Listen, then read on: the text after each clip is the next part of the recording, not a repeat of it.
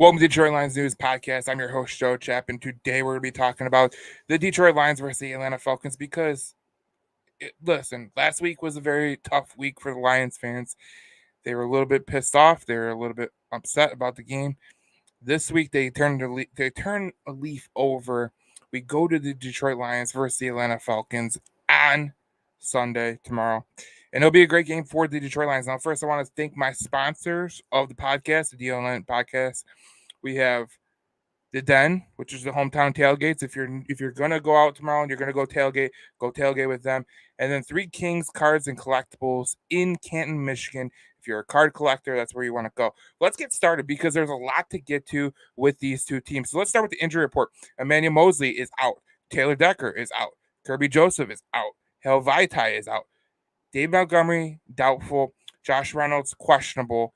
Amon-Ra St. Brown, questionable for the Lions. That's a long injury sheet. You can't believe it, but that's the injury sheet that we are given for this week's game with the Atlanta Falcons. On the Atlanta Falcons side, moderately healthy. Look at Jeff Okudah, questionable. Cordero Patterson, questionable with the thigh injury that he's been dealing with for a couple weeks. So that is interesting.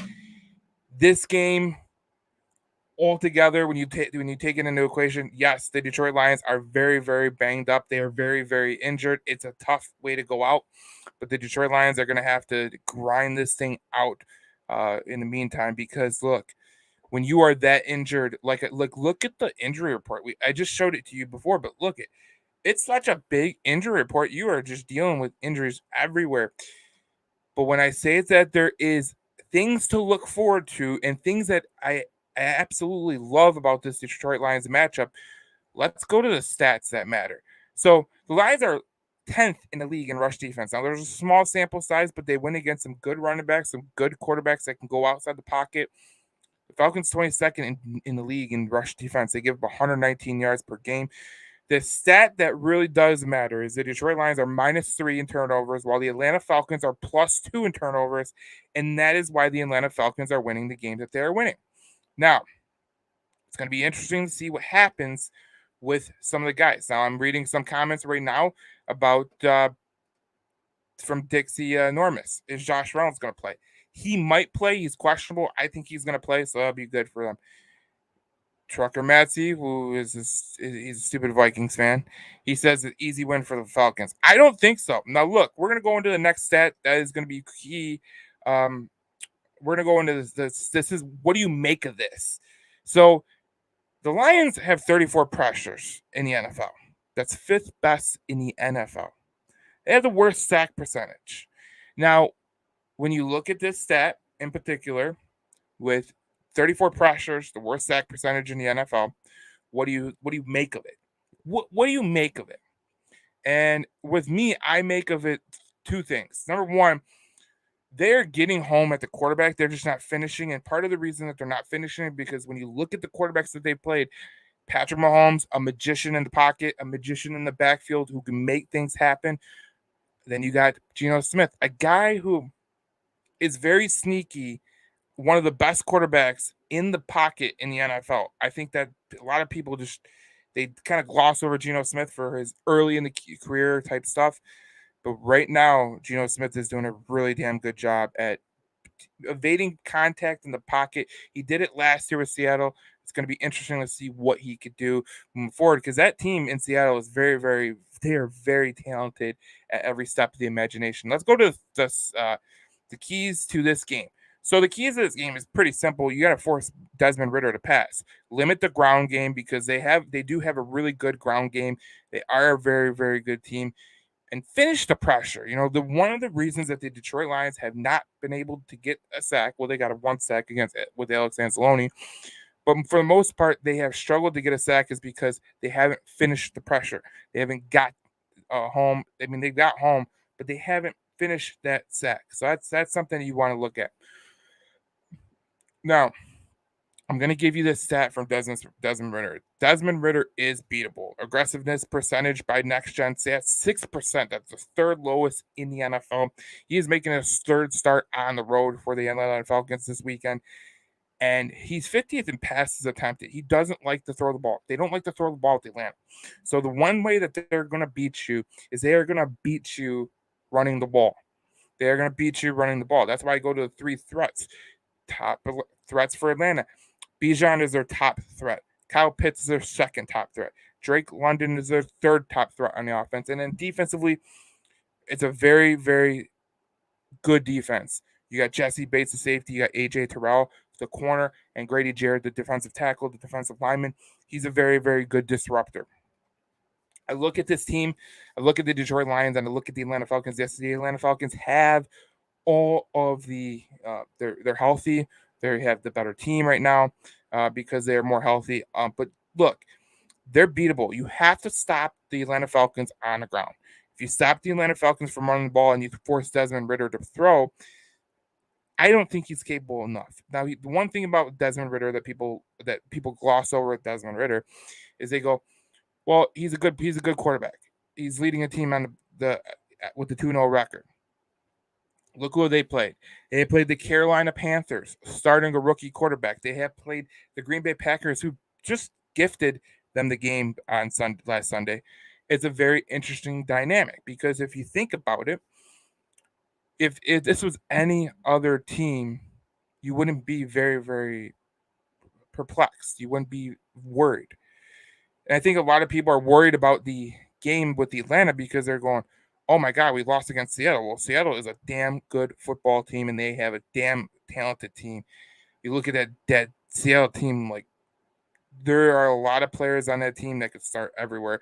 And I think that Seattle has one of the most talented teams in the league, in my opinion, because on offense and defense, especially with Bobby Wagner coming back to the Seattle Seahawks, it's been a very, very good time for the Seattle Seahawks.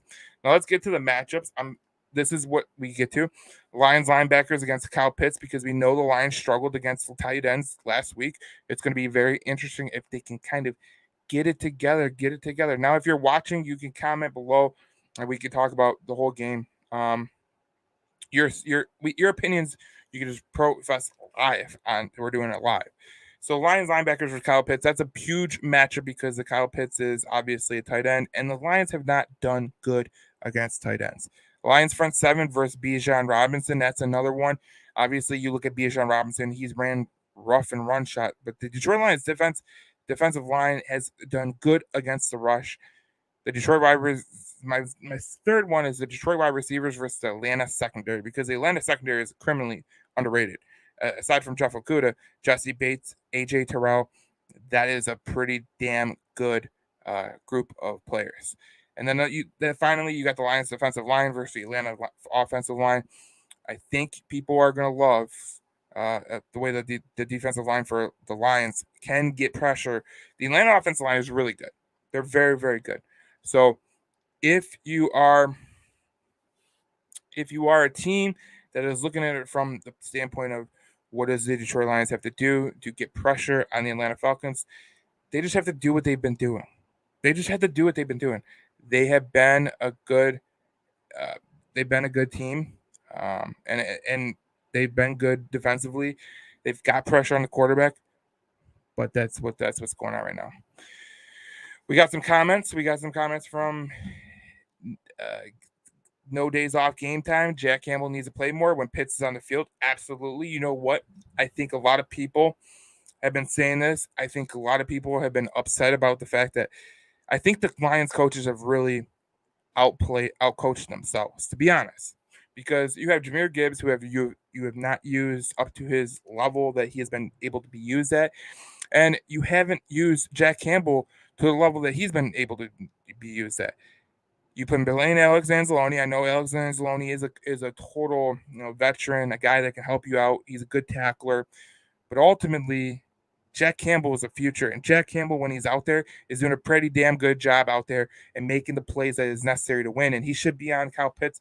But if I'm honestly asking myself, you're going to put Kyle Pitts on a safety. So Brian Branch, you're going to put him on Tracy Walker. Kirby Joseph is out. Maybe put him on Melvin Fonwu. This is the issue right now because you have injuries to that linebacker core. I mean, that safety core. So you're gonna have to make things happen as they go. What defensive adjustments? This is from Mayank, who is one of the admins for the Detroit Lions news page, and so he goes, "What defensive adjustments do you see the defensive line making to get pressure and not just this game in general. Like I said before, I think that this Detroit Lions defense is they are getting pressure. They are 34 pressures, fifth best in the NFL. That's fifth best in the NFL. But they have the worst sack percentage. Now you're asking me, why do they have the worst sack percentage in the NFL? Why can't they get home? Why can't they get Geno Smith and Patrick Mahomes down? Patrick Mahomes is a magician. Patrick Mahomes will make things happen with his feet. He doesn't get sacked that much. And then you have, on the other side, Geno Smith. Geno Smith might be one of the better quarterbacks in the league at evading contact in the pocket. I've said it before and I'll say it again. Geno Smith does a really damn good job. I know people want to look back at Geno Smith and go, it's just Geno Smith. But when you watch him play, like I watched the film a couple days ago, one thing that he did really well was there was a time where Hutch was bearing down on him and Charles Harris was bearing down on him. And what he did in that moment was he said, okay, I'm going to step up in the pocket. I'm going to go a little bit towards the center. I'm going to throw it diagonally to my wide receiver who is just out of the crosshairs. And I'm going to assume he's going to be there. And he was. So I think a lot of people need to get is when you get these, I feel like people are totally discounting the offenses that you have played. You played the Kansas City Chiefs, who are a very, very good offense. You played the Seattle Seahawks, who are a very good offense. And I would contend that these two offenses that you played are probably going to be top 10 offenses going forward in the NFL season, because I like Geno Smith. I like him as a quarterback. I think he's done a really damn good job with Pete Carroll and Shane Waldron in Seattle. And to be honest, this team that you're playing this week, the Atlanta Falcons, they can't do the same things that the Seattle Seahawks have been able to do. The Seattle Seahawks, they can break you in two ways. They can run the ball, or they can pass the ball and they have legitimate deep threats. Now, I know people love Drake London. I know people love Kyle Pitts. I know people love Bijan Robinson. But if you were to ask me right now that the Detroit Lions could play, obviously with Seattle, last week they had to account for DK Metcalf. They had to account for Tyler Lockett. They had to account for this guy. They had to account for this guy. Here with the Atlanta Falcons, you have to account for one guy, and well, two guys, but they're in the backfield together. It's Bijan Robinson and Tyler Algier. Now, I know people love Drake London. But the reality of the situation is Drake London, he's not up to the snuff that you would think that most players would be up to the snuff at. And I that's just my opinion. And so last week you played one of the best, more talented offensive teams in the league, in my opinion, because they can beat you two ways. They can beat you with the deep threat. They can beat you with the run game, because K9 and Zach Charbonnet are pretty damn good players. So you have to just like what you're doing with those guys. Now, it'll be interesting to see what happens Sunday, but let's get to some of the comments. No days off game time. He says, what do you think we need to do to stop these big chunk plays? Now, this is something very, very interesting that I really did want to get into, and I'm glad that no days off game time brought this up. I think part of the problem is with the Detroit Lions, and I'm going to be totally concise with you. The Detroit Lions' problem is not their defense. I think it's the way they are aligning in the process. Now, when you see, here's the thing, Jerry Jacobs, okay? I'm gonna give you this stat from earlier. This is the quarterback rating against from last year. Jerry Jacobs was at 70%. Part of the reason that this team did such a great job at this is completion percentage. Look at 53.2%, 32 out of 60. He did a pretty damn good job at eliminating, the completions.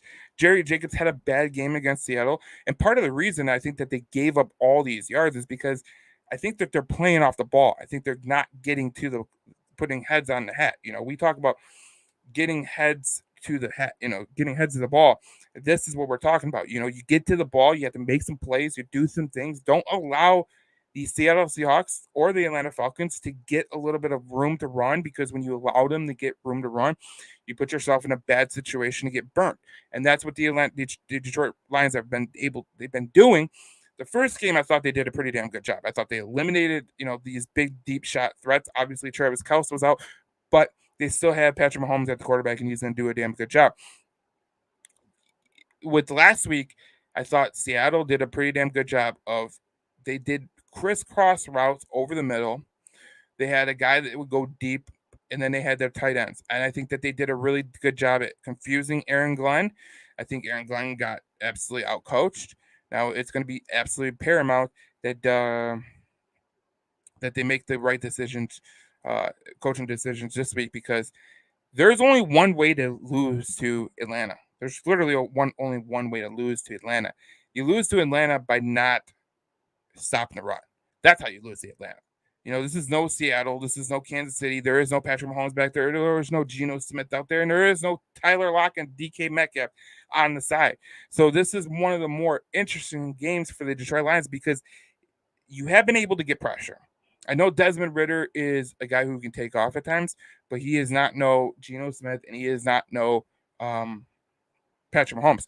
Let's go back to what I was saying about earlier. Desmond Ridder is beatable. He's totally beatable. His aggressiveness, if you watch his tape, he is not a guy that's going to make a throw downfield. He very rarely makes throws over the middle.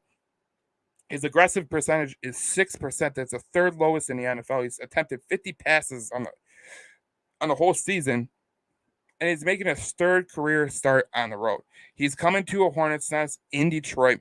He is coming into a place in Detroit where most of the time he has struggled. He struggled on the road. I think his completion percentage on the road is like 56.5%. When you start your games on the road, you start your games at home, it builds up a little bit of confidence. But when you go to a place like Detroit, when you go to a place like the Dog Pound or Baltimore, there's certain places on the NFL docket where you go there and you are expecting it to be totally loud, you're going to have trouble hearing yourself, and it's going to create communication problems. And I'm interested to see what Desmond Ridder does, because historically with Desmond Ridder, he will not be he will not be the most accurate quarterback on the road. Well, turnovers too. Yeah, they need to stop turnover the ball. Look, so this is Viking fan Matt. See, so let's look at let's go back to the stats that matter. Where is these damn things? Atlanta is +2 in turnovers. Detroit is -3 in turnovers. You want to know the reason that you lost the game against Seattle? It's very, very clear. It's very, very clear. You turn over the ball, you give a team like Seattle more opportunities to score, you are going to lose that game 9 times out of 10. When you throw a pick six, when you get a fumble, and that is 14 points right there, you are not going to win a lot of football games if you continue to turn over the ball. And like I said, Atlanta does take care of the ball. Desmond Ridder does take care of the ball. This is a team that can take care of the ball. Now you're going to have to take care of the ball against Atlanta because they do have some guys that can hurt you. Let's go to the threats that can hurt you. Watch these three. Jesse Bates, the safety from Cincinnati. I have no idea why Cincinnati never paid this guy. They should have paid Jesse Bates. They should have, and he's been absolutely great. Now, the one thing about Jesse Bates that you must know, he will bait quarterbacks into throwing interceptions. Now, the first game, he's played Bryce Young. The second game, he played Jordan Love. So those two quarterbacks have had a little bit of, they're getting acclimated to the whole NFL process. They barely have started any games. Well, Jordan Love, I think that was a third start in the NFL. So going on the road to Atlanta, playing Jesse Bates, it's not the easiest thing that you could do. It's just Jesse Bates is a very good thing. But I think this Atlanta team, they played some quarterbacks that are less than stellar. I think Jordan Love is probably the best of the quarterbacks. Bryce Young is a rookie. Making his first game on the road. That was a tough game for anyone. AJ Terrell, the cornerback from Atlanta, he's a very, very good cornerback. Top 5 cornerback in my opinion. He's going to shut down one side of the field. He's a very good cornerback and make all the plays, make all the pass breakups. He's one of the best. Coming out of Clemson, I loved him, and he has showed that he is a very, very good player. The third player is Bijan Robinson. Now, Bijan Robinson is a rookie, but every time you watch him, he can make something out of nothing, and it's great to watch because I think Boomer Esiason on Kickoff with Boomer and Valenti, he said that Bijan reminds him of Barry Sanders. Can you believe it? But the way Bijan Robinson runs, the way Bijan Robinson can cut upfield, the way Bijan Robinson can reverse upfield, this is a good test for the Detroit Lions defensive run game, because if they can hold Bijan Robinson down, it will show that they are a pretty damn good team. Now, they did it with Saquon Barkley last year. With Saquon Barkley, he had a pretty rough game with New York Giants, but I think this team with the Atlanta Falcons has a better offensive line. Derek Hunter, he says we need this win because Green Bay lost them. That will give us an edge towards the end of the season. And you know what? You're right. This will give the Lions an edge towards the rest of the season. They do need to win. We talk about this grit thing all the time. We talk about, how Dan Campbell, he preaches the grit thing. Grit, grind it out, be tough, be hardworking. You're not healthy right now. The Detroit Lions are not healthy right now, and they're going to go through 2 games where they're going to play in less than 5 days, and it's going to be an absolute gong slot. So the game at home against Atlanta, you need to win, because if I'm going to be totally honest with you, if you win this game and you lose to Green Bay, I think it's a total wash, and it's fine. Now, if you lose both of them, you're in a little bit of trouble, and now you're trying to make up ground going towards the end of the season. So it's interesting. There's a lot of things that could happen with this Detroit Lions team moving forward, and I'm very interested to see what they could do. Now, I think we got to get to some more of our slides. Now, what are we going to get to? We have the 3 threads. Okay. So I want to go back to this because I think a lot of people missed this at the beginning. What do you make of this set? The 34 pressures, 5th best in the NFL, the worst sack percentage. So when I went back and I watched the games, I went back and watched the Seattle game. I went back and watched the Kansas City game on the all 22. And the one thing that came away from me was Patrick Mahomes did a pretty damn good job at evading the quarterback pressures. He did a pretty damn good job. And when he knew that it was totally over and he was about to get sacked, he got rid of the ball. And that one time he got rid of the ball was Kadarius Toney was that tipped interception and went to Brian Branch for the pick 6. That's what some of your pressures have been able to do. Now the Lions haven't capitalized, and I think that a lot of people, when you talk about sacking a quarterback, here's where it's going to go. This is where people kind of miss the whole thing about this is a team game. This is still a team game.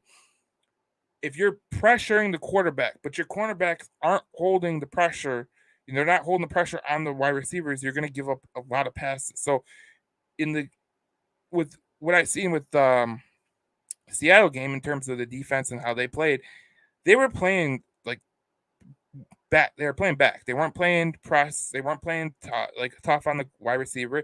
I think that really cost them. I think that really cost them the game. I think that what you were doing was you were giving the Seattle Seahawks a lot of room to pass the ball, to make these quick short passes, and then that's going to nullify your pass game, your pass rush game. So anybody who's talking about the pass rush, think about it like this. Geno Smith there was 15 times I could count when I was watching the all 22 where he was going back to pass.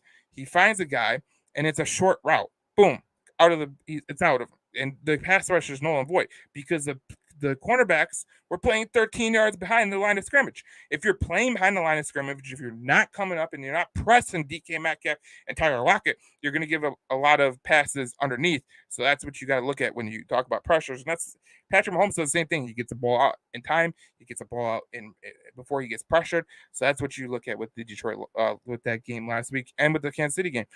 I just look at it like this. Look at it. Look at the teams that you played. Look at the teams you played. Kansas City, Patrick Mahomes, do I say more? And Geno Smith, who is one of the best quarterbacks in the NFL at evading the rush in the pocket. He's one of the best. I watching him on the all-22 film, I was so flabbergasted at the way that he would maneuver in the pocket. He's probably one of the best I've seen in a long time, the way he maneuvers in the pocket. He's very agile, and he finds ways to throw in the throwing lanes, and that's very impressive. It was very impressive. I thought there was a couple times where he should have been sacked, and he just got away, and that's pretty interesting from my standpoint because I have not seen a guy do that pretty good. I know it's over, but why did James Houston on special teams if he's one of the best pass rushers? Aiden Hutchins is not on special teams. So I think people are obviously you're going to look at it and you're going to go, why is James Houston on special teams? Well, James Houston's on special teams just like some of your players are. James Houston was on special teams because he is a defensive guy, and he was on special teams because that's what the Lions really want. I mean, you're gonna need people for special teams. And the fact that James Houston did get hurt on a kickoff, that sucks. That's the way it is. But there is a lot of guys that play on that are huge pieces to the team that play on special teams. So you just gotta get to go. Michael Michael said on the Facebook Live, he said all Gino had to do is run forward. We had no rush up the middle. That was part of the problem too. When you talk about Geno Smith avoiding the pressure from what he was getting, I think they had 8 pressures last week or something along those lines.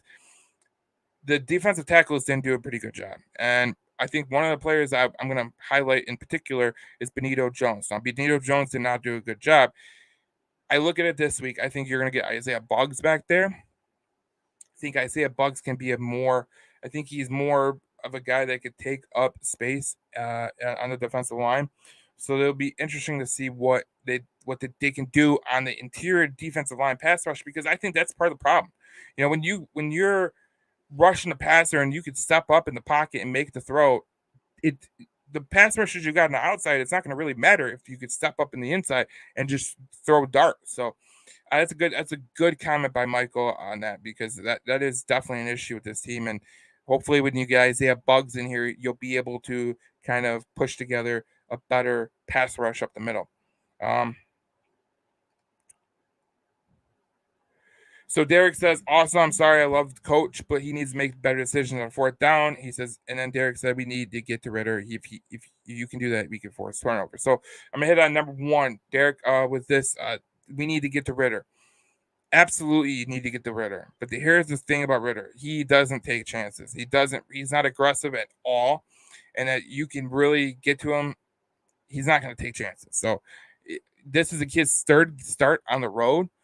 So if you're looking at something kind of like, yeah, this can rattle him, this is probably the spot that can rattle him. And on your second point about coach, he needs to make better decisions on 4th down. This is like the ultimate conundrum, right? Because Dan Campbell goes for it on 4th down in Kansas City. That's probably what spawned you to get the win in Kansas City. But also when he doesn't take the points on that field goal. Now, I did their math, and there was a part in that game last week where it was a point differential of +1. So they scored a touchdown and field goal on 1, and then they missed the field goal. So it was still +1 on the 4th down differential. So I look at it as totally analytical from that standpoint. If you're +1, that's a pretty damn good job. Obviously, you would want to be +3, +4, +5, but they weren't negative. So that was one of the things I took out of it in the plus differential of the decisions that he made. He got a touchdown, he got a field goal. So I think people really need to take that into equation when he goes on a 4th down. Don't give the ball to Gibbs just to do it. Be creative in time and space. You know what, Steve? That's a good point, because you know what? This is a Ben Johnson. This is an Aaron Glenn type game. I think that Ben Johnson and Aaron Glenn have not coached their best football in the first 2 games at all. I think that there's been a lot left to desired on both sides of the ball. I think that offensively, there's been not much creativity. I think on defensive side of the ball, I think that you could look at a lot of things on the defensive side of the ball that have not been great game plans. So what I'm looking at is I'm looking at Aaron Glenn and Ben Johnson to have a better game passing the ball, better game at just game planning it out and making sure that they can get that thing. And on your second comment, for love of God, for love of Son God, don't pound Gibbs between the tackles. Now, here's the thing. I'm gonna say this with all due certainty. Jahmyr Gibbs can be pounded up inside the tackles. I don't know where this moniker is coming from. I don't know where the moniker is coming from. If you watch him at Georgia Tech, he can go up the middle. He can make plays up the middle. He can run up the middle. No problem. He did it at Alabama. He's a creative runner. He can do it. He can do it all. There's a reason that the Detroit Lions chose him over Bijan Robinson when they traded back, because they said they would take Jahmyr Gibbs at 6, and Jahmyr Gibbs can run up the middle. There's no doubt about it. He is absolutely a guy that can run up the middle. If you didn't watch Georgia Tech, they ran him up the middle all the time, and he was the nation's leading rusher that year that Kenneth Walker went crazy And he was a leading rusher for a couple games. So it's interesting. Derek back on. He says, I love the aggressiveness, but why not keep some of that aggressiveness to win a game? That was part of the reason that I didn't like what he did. I didn't like the whole plan at the end, but when I went back and I watched the tape and I said, okay, I went in there with a non-emotional state, and I was like, look, what did they do in that fourth quarter?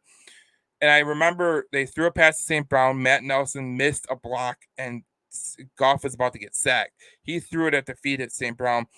I think more important. I think more it had to do with the downs that they were going to have, compared to they didn't have the downs that they were expected to have. I think that's what you look at. So it's very, very interesting from that standpoint. I think when Campbell was talking about, he was talking about that they were running it like the second half, going into the second half. I think that was the wrong choice of words, but ultimately, if I think they were running out of downs, not time. I think that was the issue. So that was why I think that Dan Campbell and Ben Johnson, they ran the plays that they ran, and it sucks because overtime, if you lose the coin flip, you don't get the ball, and that sucks. But that's what you deal with on this team. So I'm gonna say this right now. I think a lot of people, okay. Derek Hunter says we knew our defense couldn't hold them. All right. I think the defense could have held them. I think the defense did a pretty damn good job all day long. They were getting pressure. There was no sign or reason why they couldn't hold them. I think part of the problem was with this Lions team last week was, I think when you went into overtime, I think Aaron Glenn changed the way he was doing defense. I think if he would have stayed with the defense that he was doing over the course of the whole game, where they were playing back on the press, they're not playing press, and they were playing back, I think that could have won them some games. I think that could have won them the game. That's my opinion. But Aaron Glenn got out coached last game, and this is a game where Aaron Glenn is going to go against Arthur Smith, and Arthur Smith is a pretty damn good coach. So if you are a defensive fan, this is going to be huge for Aaron Glenn, because he has to not get out coached again, because he's been out coached. I thought the Kansas City game, he did a pretty damn good job of keeping Mahomes hemmed in the pocket.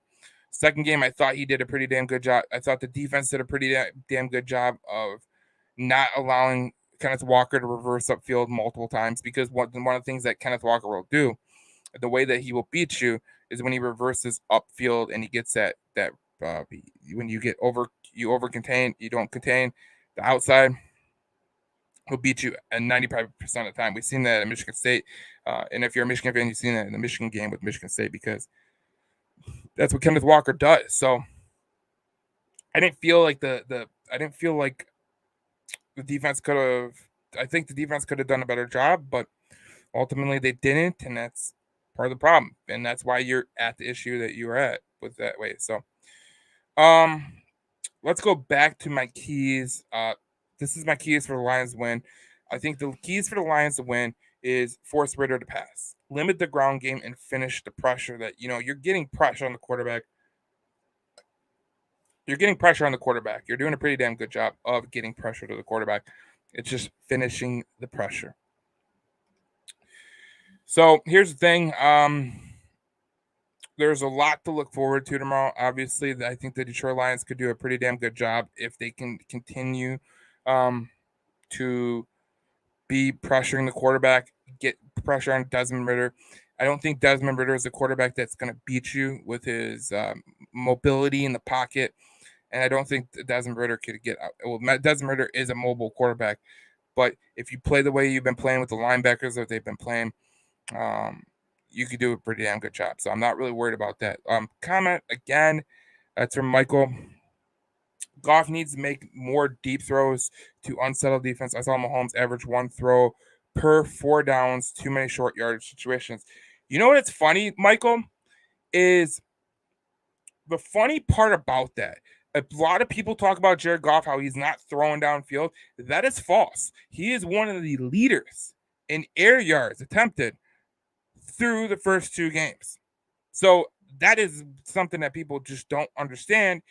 And if you look at the next gen stats, he's 4th, 3rd, something along those lines. But he's been doing a pretty damn good job with the way that he's been doing. So I think that they've attempted the deep passes. The problem is you don't have a deep threat on this team. And Goff has been solid. I agree. I totally agree with you on that standpoint. And it's going to be interesting to see what tomorrow. So tomorrow, I look for the Detroit Lions to win. I look for them to stop Bijan Robinson. I think that they're going to win tomorrow.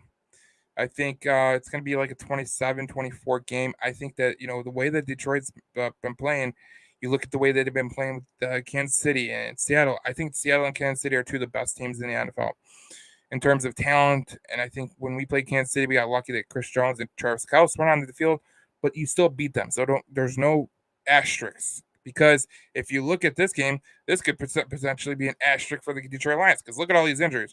Emmanuel Mosley out. Taylor Decker. Kirby Joseph. Hell Vaitai. Montgomery's doubtful.